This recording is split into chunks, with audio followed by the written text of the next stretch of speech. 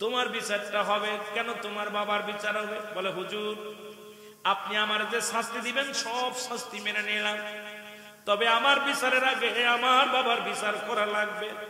কারণ এই পৃথিবীর মধ্যে 1 নাম্বার ভুল করেছে আমার আব্বা। তার 1 নাম্বার ভুল হলো উনি আমাকে একটা ভালো মা দেয় নাই। পৃথিবীর মধ্যে উনি আমাকে একটা ভালো মা দেয় নাই। উনি যে মা দিছে সেই মা হলো জিনাকারিনী। সেই মা পৃথিবীর মধ্যে বেগানা পুরুষের সঙ্গে চলাফেরা করে। সেই মা হলো পৃথিবীর মধ্যে হাট বাজার সবই উলঙ্গ বেহায়াপনা অবস্থায় করে বেড়ায়। সুতরাং 1 নম্বরে আমি আমার একটা ভালো মা দেয় নাই। আজকে নষ্ট হওয়ার মূল আমার আব্বা জান। উনি যদি আমাকে একটা ভালো মা দিতেন তার থেকে আমি অন্যায়গুলো শিখতাম না। আমি যুবকদের বলে যাই, তোদের পায়ে ধরে বলে যাই, ও আমার যুবক বাবারা যারা বিয়ে করিস নাই তোদেরকে আমি অনুরোধ করে যাই, প্রয়োজন হলে একজন রিক্সা চালকের মেয়ে বিয়ে কর, ভ্যান চালকের মেয়ে বিয়ে কর, একজন দিনমজুরির মেয়ে বিয়ে কর। আগে খোঁজ নিবি মেয়েটা নামাজ পড়তে পারে কিনা, ওই মেয়েটা পর্দায় থাকে কিনা, ওই মেয়েটা পৃথিবীর মধ্যে কোরআন হাদিস জানে কিনা, ওই মেয়ের মা তার শ্বশুর শাশুড়ির খেদমত করে কিনা। এইটা আমরা এখন সুন্দরী পূজারী হয়ে গেছি। আজকে আমার সমাজ নষ্ট হওয়ার মূল কারণ হলো আমাদের গার্জিয়ান গুলো। আজকে আমাদের যুগে আগে যখন বিবাহ শাদী হতো আমাদের মাথা পিতা মুরব্বী দাদাগণ যেত, যে আগে দেখতো কালো হোক মেয়ে কোন গোষ্ঠীর, আগে মেয়ের নানার পরিচয় নিত, নানার মাতৃকুল পিতৃকুল গুলো টুকায় বাইর করতো। তারা রূপ দেখতো না, তারা দেখতো গুণ। আর আমরা দেখি রূপ। এই জন্য প্রতিটা সংসারের মধ্যে জিনা ব্যভিচার। আজকে আমার সমাজ সুন্দরী পূজারী হওয়ার কারণে, আমরা শুধু ধলা চামড়ার পূজারী হওয়ার কারণে আমার জাতি, আমার সমাজ, আমাদের মুরব্বী গ্রাম আজকে বৃদ্ধাশ্রমে জাগা হয়। আজকে আমার মা আমার বাবা বৃদ্ধাশ্রমে কেন যায়? এর একটা মূল কারণ হলো ঘরের লক্ষ্মী ভালো না। জোরে জোরে চিল্লায় বলা যাবে না, ঠিক কিনা? বড় কষ্ট। আজকে বৃদ্ধাশ্রম কেন যায়? কয়েকটা বৃদ্ধাশ্রমে যায় কান্না দেখে খুব কষ্ট হয়েছে। দেখছি আমার দেশে আমি জরিপ করে দেখেছি, আমার দেশে সবচেয়ে দুর্নীতিবাজ হলো শিক্ষিত সমাজ বেশি। শিক্ষিত সমাজ বেশি। বিশ্বাস হয় আপনাদের? কথা বলেন। কারণ দেখেন আমাদের কোন দিনমজুরি যে সে ঘুষ খায় না। দিনমজুরিরা ঘুষ খায়, ভ্যান চালক খায়, রিক্সা চালক খায়, কিন্তু আমার দেশে বড় বড় অফিসাররা গদির মধ্যে বইয়া, এসির মধ্যে বইয়া ঘুষ খায়। জোরে বলেন ঠিক কিনা? সুদ খায়, ঘুষ খায়। এই সমস্ত দুর্নীতিতে ফার্স্ট 99% হলো শিক্ষিত সমাজ। জোরে বলেন ঠিক কিনা? আশা কথা কইছি না মিছা কথা কইছি? আমার ভাইরা, আমার বন্ধুরা, আমি আপনাদেরকে অনুরোধ করি, যুবক এখন সময় আছে। পৃথিবীর মধ্যে যদি একটা দিনদার মহিলা যদি তুমি বিবাহ করতে পারো, যদি নামাজি আল্লাহওয়ালা পর্দাশীল একটা নারী যদি তুমি তোমার ঘরে আনতে পারো, সেই নারী দ্বারা তুমি অপমানিত অপদস্থ হবে না, জীবনেও তুমি লাঞ্ছিত হবে না, তোমার মা বাবা কষ্ট পাবে না, জীবনেও তোমার মা বাবার দুঃখ দিবে না, তোমার ভাইয়ের দুঃখ দিবে না, তোমার বোনের দুঃখ দিবে না। কারণ এই সুন্দরী চামড়া আইনা এমন অবস্থা করেছো, বাড়িটার একটা দূষণ বানিয়ে ফেলেছো। ওই সংসারের ভিতরে শান্তি নাই, সংসারের ভিতরে উন্নতি নাই, সংসারের ভিতরে 24টা ঘন্টা গোলযোগ লেগে আছে, হরতাল লেগে আছে। জোরে বলেন ঠিক কিনা? হরতাল বোঝেননি? কথাবার্তা বন্ধ হয়ে থাকে। বিবি জাতি কয় ডানি যদি বাই যান ওদিনের কথা নাই। কথা বলেন ঠিক কিনা? আমার বাবারা, 2 নাম্বার অপরাধ হলো মুসলমান। আমার এই 1 নাম্বারের মধ্যে যায় আমার মা বোনেরা যারা আলোচনা শুনতেছেন, আমি আপনাদের অনুরোধ করব, এর আগে আপনার দাদি, আপনার নানি, আপনার মাকে বলবেন, মা ও আমার দাদি, আমার নানি, তুমি একটা রিক্সা চালকের সঙ্গে বিয়ে দাও, ভ্যান চালকের সঙ্গে বিয়ে দাও, কি শান্দাই সেই ছেলের সঙ্গে বিয়ে দাও, দুঃখ না। দেখবা শুধু ছেলেটা 5 ওয়াক্ত সালাত আদায় করে কিনা, ছেলেটা কি হালাল খোর বান্দা? আমরা দেখি এখন কত টাকা বেতনে চাকরি করে ছেলে, কত টাকা ঘুষ খায়।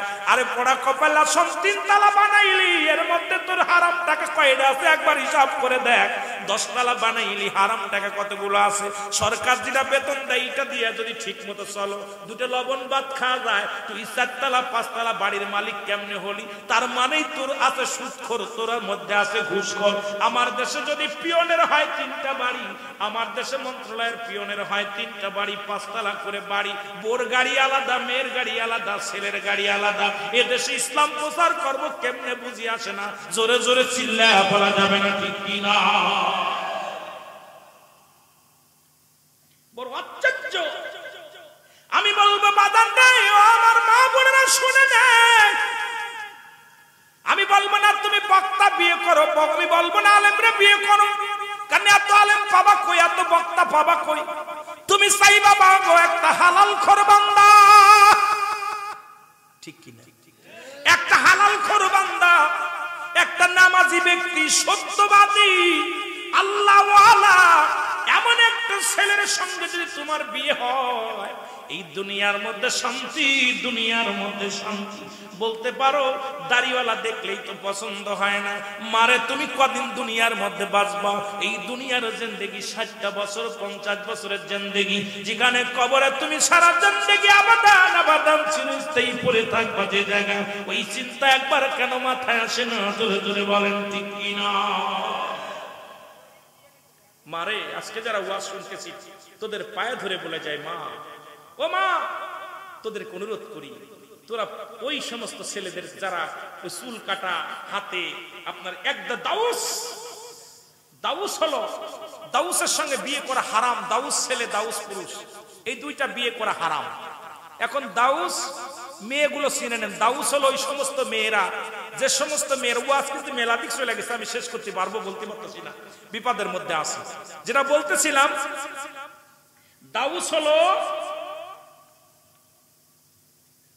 হলো ওই সমস্ত মেয়েরা যারা মেয়ে কুলে জন্ম নিয়ে প্যান্ট শার্ট পরে শার্ট গায়ে দেয়। এখন প্যান্ট শার্ট পরে শার্ট গায়ে দেয়, পুরুষের ন্যায় চলাফেরা করে, পুরুষের মতো কথাবার্তা বলে, পুরুষের ন্যায় চলাফেরা, সবকিছু বাজার ঘাট স্কুল কলেজ যা কিছু বুক টান করে। এক কথায় দাউস ওই সমস্ত ছেলে মেয়েদেরকে বলে যে সমস্ত মেয়েরা মেয়ে কুলে জন্ম নিয়ে ছেলে ছেলে ভাব দেখায়, এক কথায় ছেলে হতে চায়। আল্লাহ দেশে গজব নামাইয়া এখন আমাদের দেশে কবিরাও এখন শুরু করছে, যেহেতু আমার দেশের মেয়েরা ফ্যান শার্ট ভালোবাসে, এই জন্য শরীফ থেকে শরীফা নামাই দিছে। কতক্ষণ ঠিক কিনা? আমাদের দেশের আইটা চিন্তা করছে, তোদের আর কষ্ট করে ফ্যান শার্ট পরা লাগবে না, কেমনে কেমনে মহিলা থেকে পুরুষ হওয়া যায়, আর পুরুষ থেকে কেমনে মহিলা হয়, এটা আমি বুঝাই দিতেছি। বইয়ের মধ্যে খুব সুন্দরভাবে লেখা দিছে, তোরা দেখবি ভালো লাগছে না। এখন সেরি মানুষ সেরা হয়ে গেছে, সেরা থেকে সেরি হচ্ছে, সেরি থেকে সেরা হচ্ছে, আর সেরা থেকে সেরি হচ্ছে। জোরে বলেন ঠিক কিনা? শরীফ থেকে শরীফা। কথা কয় না কেন? কথা কন না কেন? এখন আমাদের খেলা শুরু হয়েছে।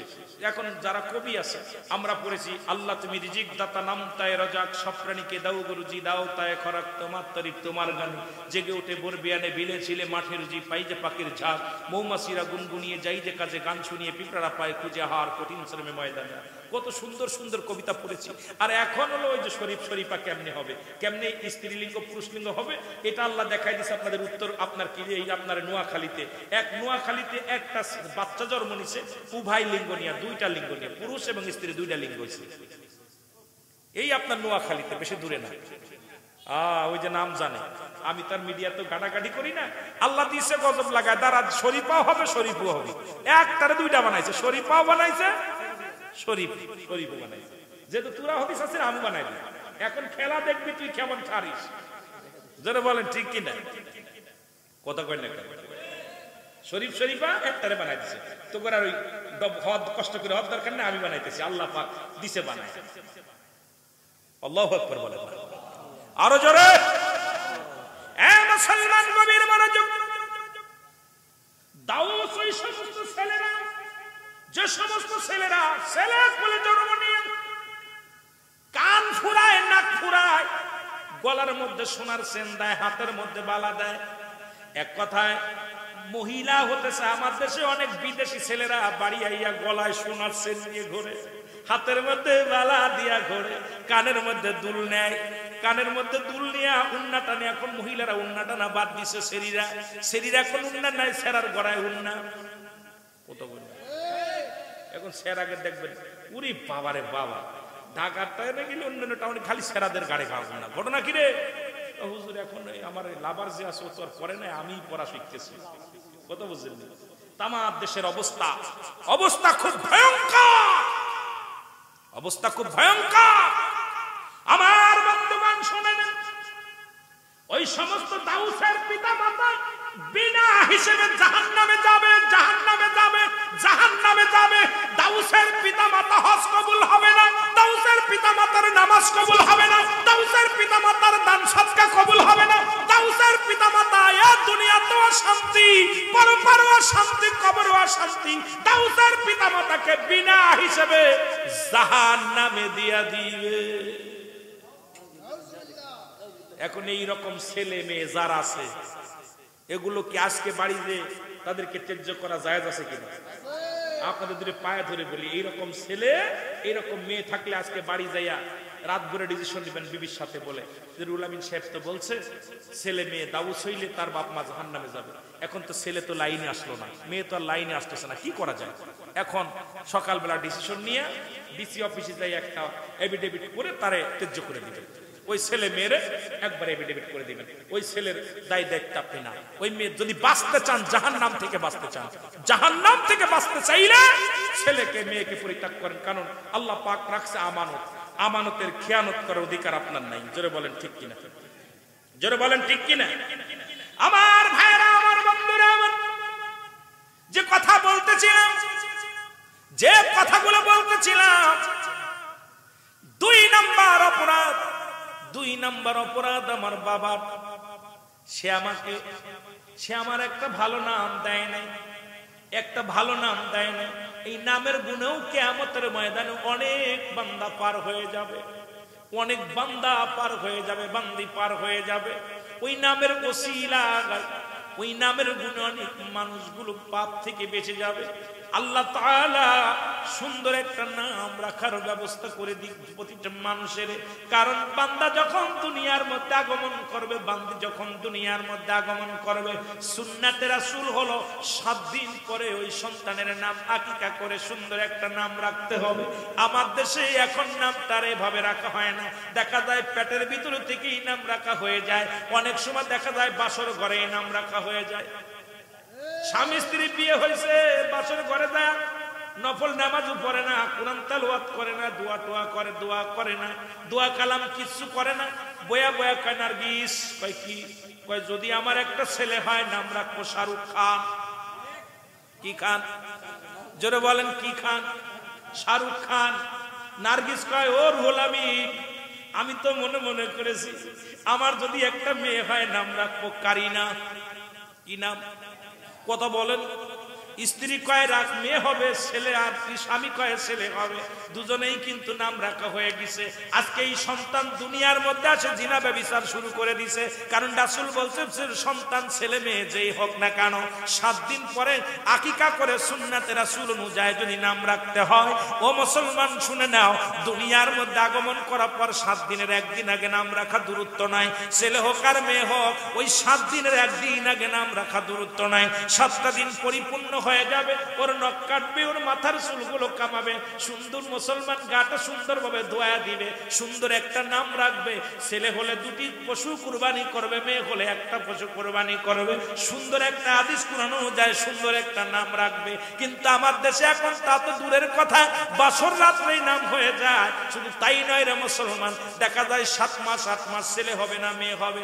এখন আলট্রাসাউন্ড করলেই ডাক্তার কয় তোর পেটে মেয়ে, তোর পেটে ছেলে, আর সেই নাম রাখা হয়ে যায়। এ মুসলমান, এই সন্তান জীবনেও আল্লাহ হতে পারে না। এই সন্তান বড় হয়ে হয় সন্তানাস, এই সন্তান হয় জিনাকারী, এই সন্তান হয় গীবতখোর, এই সন্তান হয় জুলুমখোর, এই সন্তান হয় ঘুষখোর, এই সন্তান হয় ঘুষখোর সুদখোর। কারণ এই সন্তান তো ভালো হওয়া সম্ভব নয়। ও মুসলমান শুনেন, আপনাদের হাতে ধরে বলে যায়, এখন বলতে পারেন হুজুর আমাদের বাপ মা তো নাম রাখছে, তবে আমরা কেন ভালো হলাম? আল্লাহ দয়া করছে তাই ভালো হয়েছেন। বর্তমান আল্লাহর রাসূলের বিধান আল্লাহর বিধান মানেন না হলে কিন্তু বিপদগামী হয়ে যাবেন। জোরে জোরে বলেন ঠিক কি না? এখন আর অধিকাংশ ডাক্তার নার্স দেখবেন ওই আজান, এই যে আমাদের কিছুদিন আগে এক মন্ত্রী কয় আজান দিলে মনে হয় যে বিশ্বের জন্য খদ্দের ডাকতেছে। আমি মাটির তলে পুঁতা গেছি, আমার দেশের মন্ত্রী মিনিস্টারদের কথা কিছু কিছু মানুষ, সব না, বলছে আমার দেশে যখন আজান গুলো এত খারাপ লাগে, বিশ্রী লাগে, যে আজান দিলে মনে হয় খদ্দের টানতেছে বিশ্ব। এদের মুখ থেকে এদের জন্মটা হয়েছে ওরকম হাসপাতালে।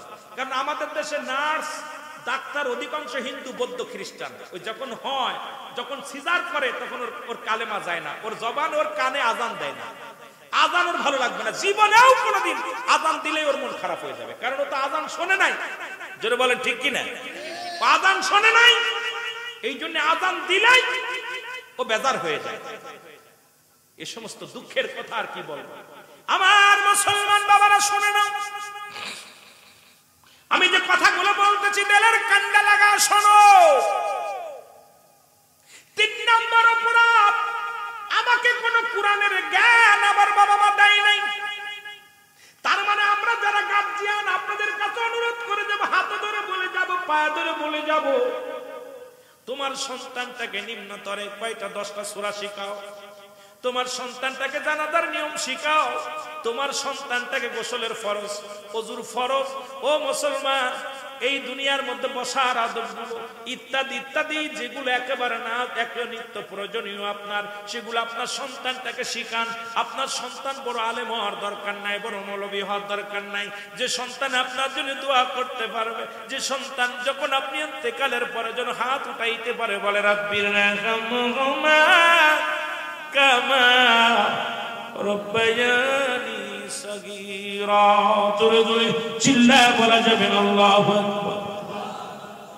এ ভাইরা আমার, বন্ধুরা আমার, সন্তান বড় মুফতি হবে না, বড় মুহাদ্দিস হবে না, নিম্নতরে 40টা হাদিসের উপরে জ্ঞান দাও, ছোট্ট ছোট্ট হাদিসগুলো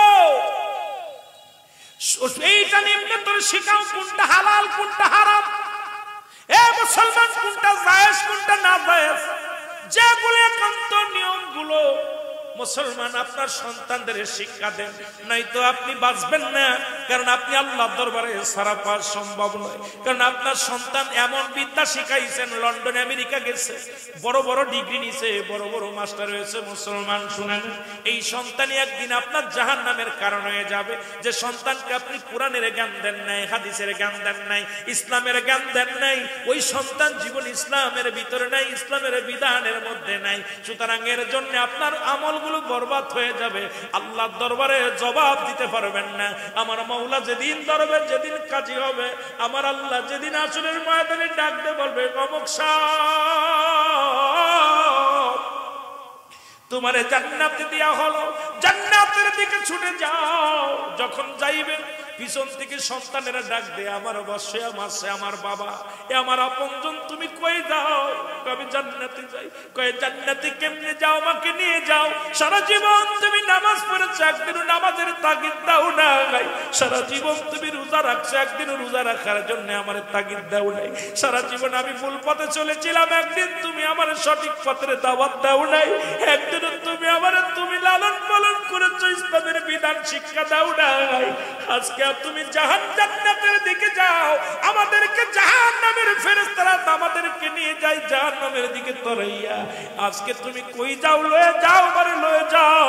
ওই জাহান্নামের মালিক ফেরেশতা মুসলমান শুনে নাও, ওই বাবাকে শুদ্ধ ধরে জাহান্নামের মধ্যে ছুঁড়ে মারবে, কারণ এই জান্নাতের মধ্যে যাওয়া সম্ভব হবে না। এই জন্য আমি আপনাদেরকে বইলা যাই, সন্তানাদি যা হয়েছে আজ থেকে বিধান মানেন, ইসলামের বিধান মেনে জীবন গড়েন, তাহলে দুনিয়া আখিরাত দুইটায় কামিয়াব হবেন। জোরে জোরে বলেন ঠিক কিনা? একটু মহব্বতের সঙ্গে দুরূদ শরীফ পড়েন, আল্লাহুম্মা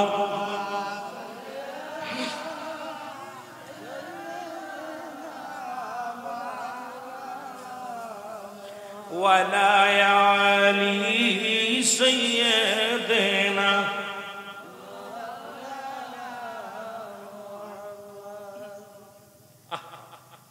খলিফা হযরত আমিরুল মুমিনিন উমর ফারুক রাদিয়াল্লাহু তাআলা আনহু ডাকতে বলে, ও বিদ্যা দাঁড়াও। তোমার বিচার করা লাগবে। এই বিদ্যা দাঁড়াও, অন্যায় তো তোমার সন্তান করে নাই, করেছো তুমি। আজকে সন্তানের পাপের ভাগটা তুমি নিয়ে যাও। আজকে যারা গার্জিয়ান আছো, তোমার ছেলে কলেজে গেছে, খবর নিছো ছেলে কলেজে যায় কি করে? তোমার মেয়ে কলেজে পড়ে, একবার কি খবর নিছো কলেজে কি করে? তোমার মেয়ে মাদ্রাসায় পড়ে, খবর নিছো কি কি করে? এত না বড় এক মোবাইল কিনে দিছো, ওই মোবাইলে রাত ভরে সিটিং করে, মোবাইলে বান্ধবীর কাছে দরখাস্ত লেখে, বন্ধুর কাছে দরখাস্ত লেখে, একবার খবর নিছো? ওরে মেয়েদের হাতে মোবাইল লাগায় দিছো, পাপের বোঝা কিনে দিছো। ছেলের হাতে মোবাইল কিনে দিছো, এই মোবাইলের ভিতর পাপের রাজ্য ভরে নিছে। সারা রাত ভরে পাপের রাজ্য দেখবে, ফজরের নামাজের সময় ঘুমাইবে। ওরে মুসলমান শুনে নাও, কিয়ামতের ময়দানে বাঁচবে কেমনে? আমার আল্লাহর দরবার থেকে বাঁচা সম্ভব না। জোরে জোরে বলো ঠিক কিনা? এ আমার ভাইরা, আমার বন্ধুরা, বিদ্যা থরথর করে কাঁপে। বিদ্যা বলে আমিনুল মুমিনিন,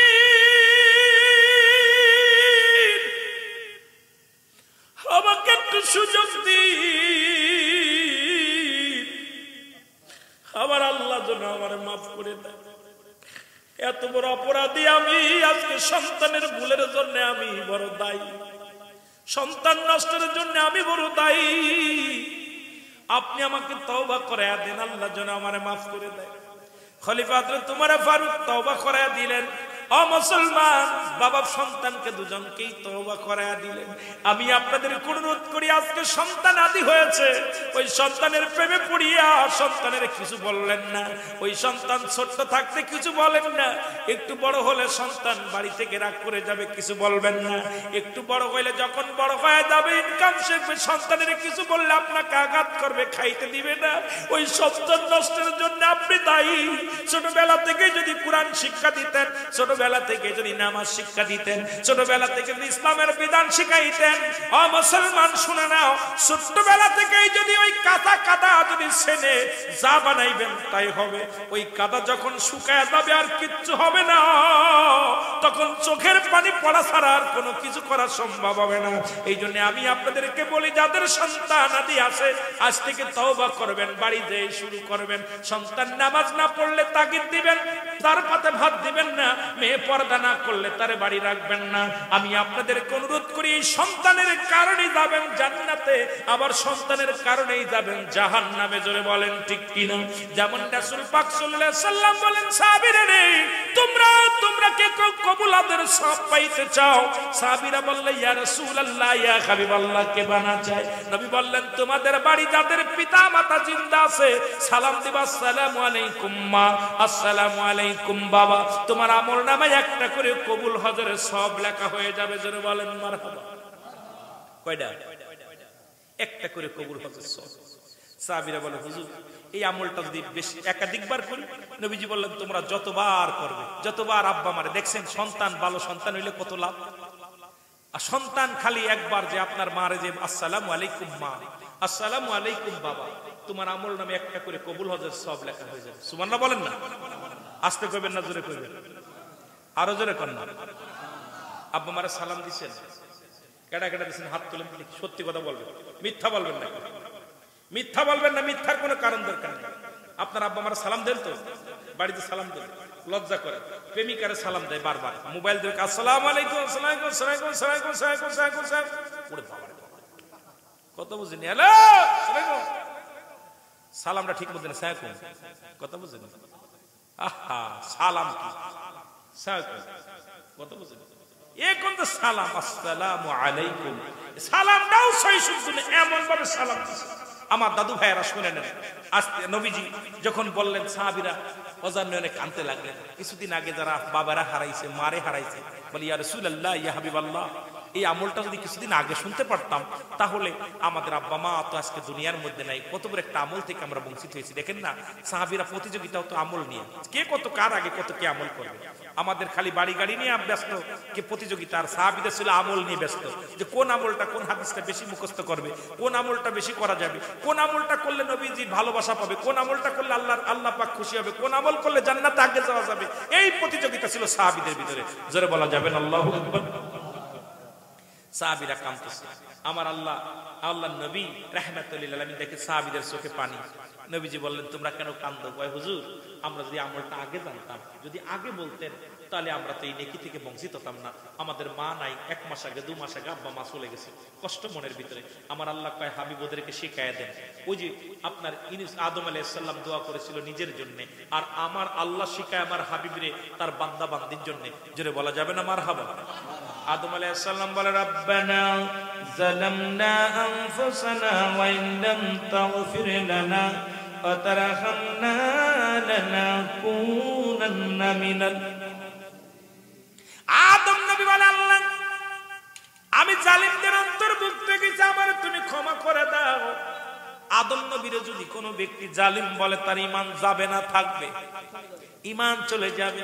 কারণ আদম নবীর কেউ জালিম বলার মতো ক্ষমতা নেই। কিন্তু আদম নিজেই বলছে, আল্লাহ রব্বানা যালামনা, ও আমার রব, ও আমার প্রভু, আমার আল্লাহ, আমি জালিমদের অন্তর্ভুক্ত হয়ে গেছি, আমারে ক্ষমা করে দাও।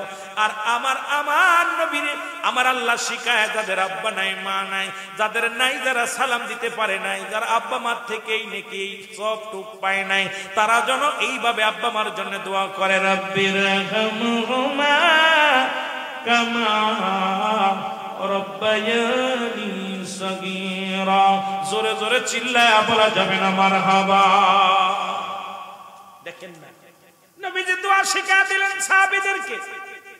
সাহাবীরাও পাগল হয়ে গেলেন আব্বা মার জন্য দোয়া করার জন্য। এখন এই দোয়াগুলো সন্তানদের শেখানোর দরকার আছে কিনা? জোরে বলেন আছে কিনা? আরো জোরে বলেন আছে কিনা? আমি আপনাদের কাছে করো জোরে দাবি করে যাব, বাবারা আমার, এখনো সময় আছে, এখনো সময় আছে। এখনো দুনিয়া থেকে যেহেতু আল্লাহ নেয় নাই, দুনিয়ার মধ্যে এখনো জিন্দা আছেন।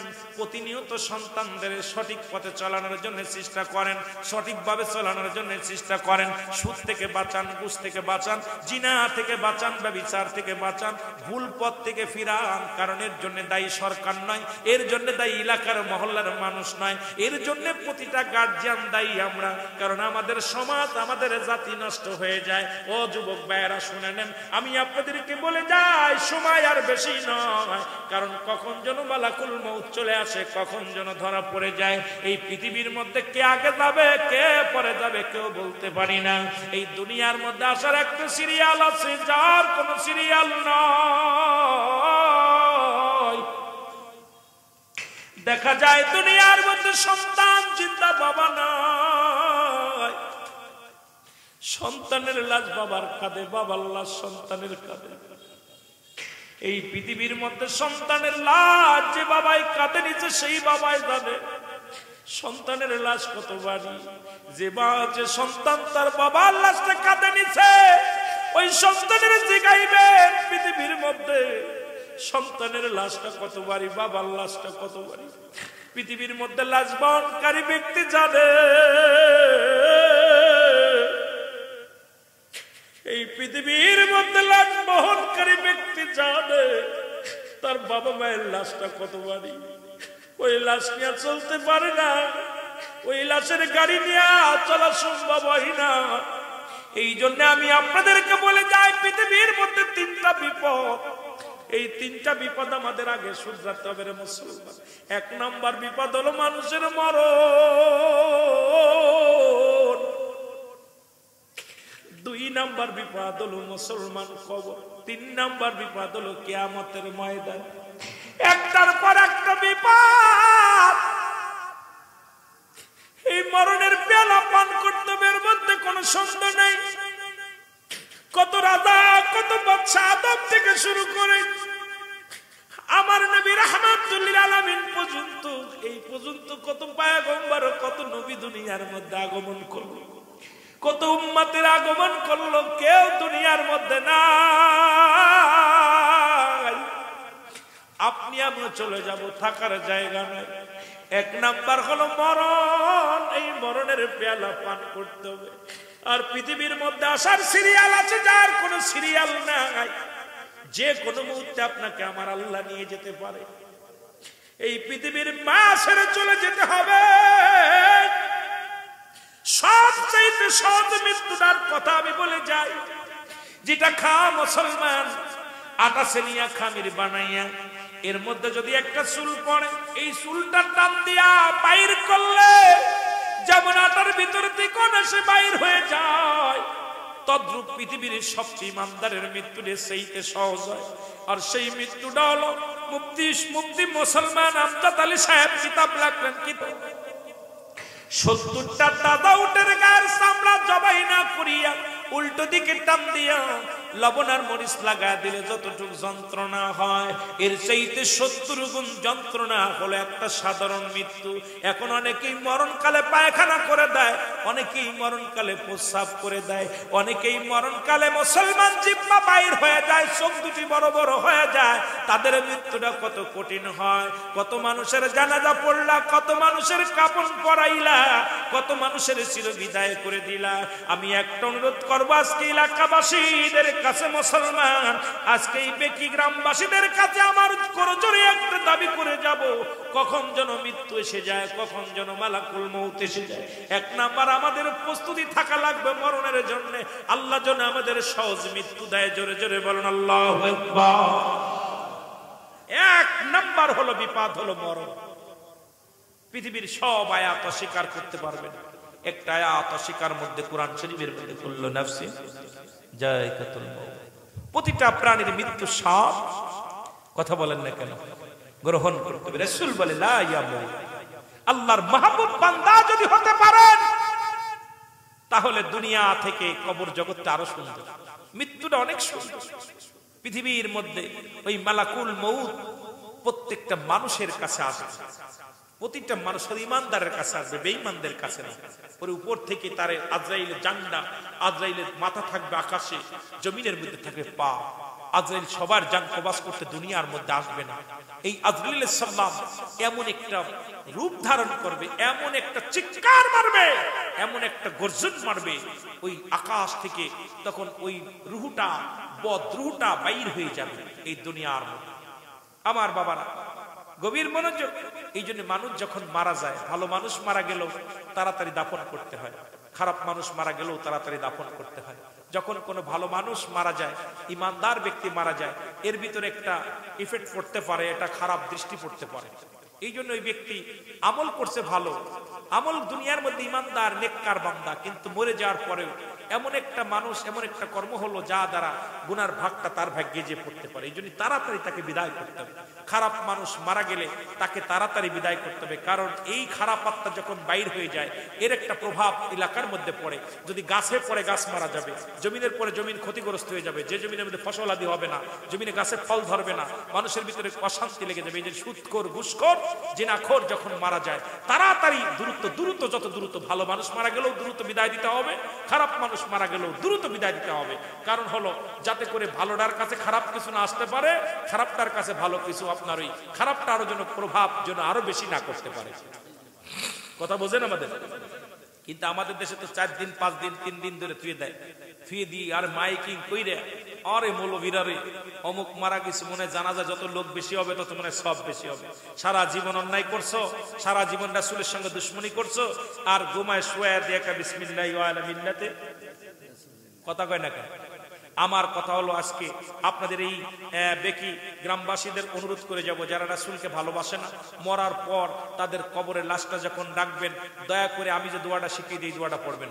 এই দোয়াটা হলো বিসমিল্লাহি ওয়া আলা মিল্লাতে কুত্তাউল্লাহ। কথা বোঝেন নাই? আপনারা আমার কথা বোঝেন?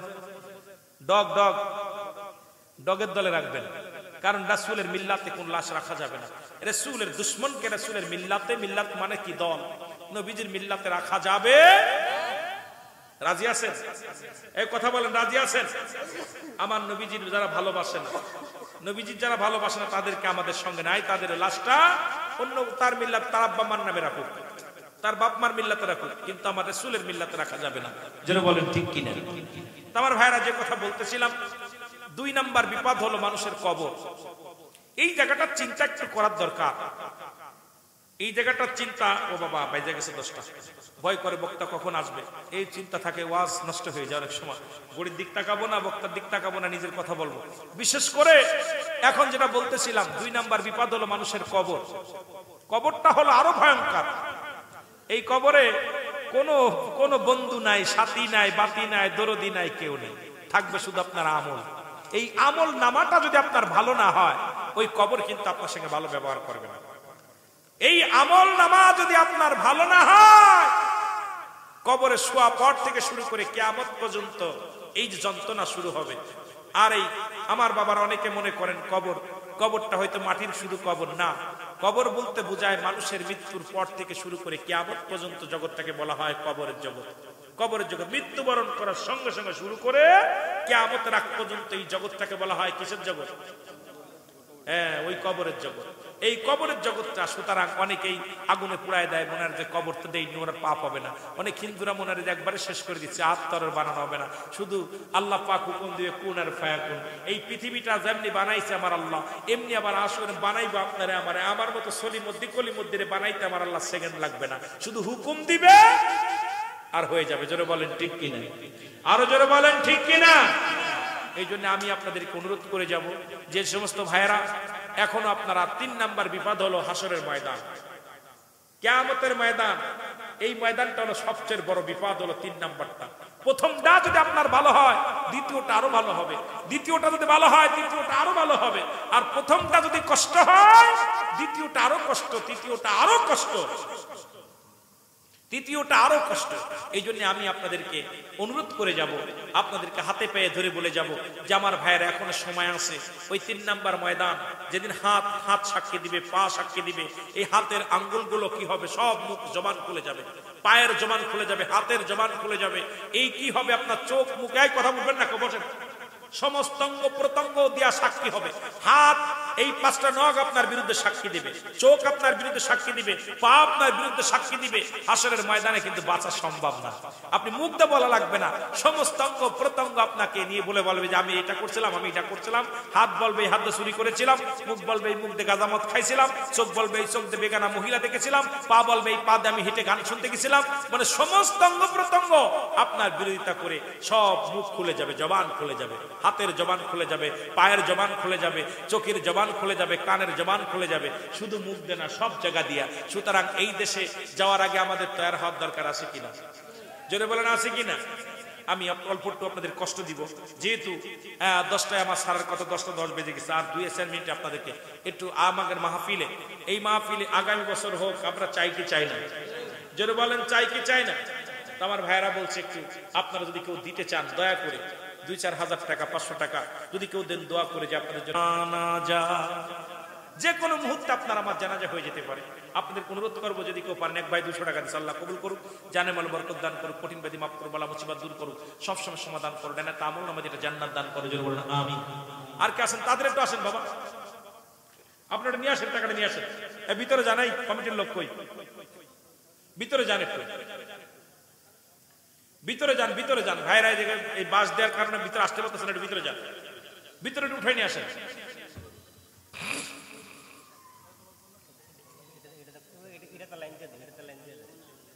একটু তাড়াতাড়ি দেন ভাই,